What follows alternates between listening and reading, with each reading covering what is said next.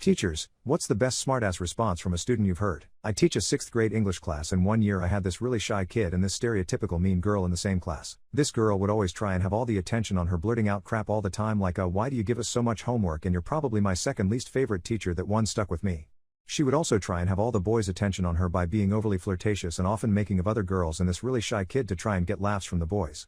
One day when we were working in a group poster project, I had paired up this girl with the shy boy and 2 other guys, which looking back wasn't the best idea, but I didn't think it would be that big of a deal. As the class period goes on, I could tell that the shy boy was doing most of the work on the project and the mean girl was just talking to the other boys.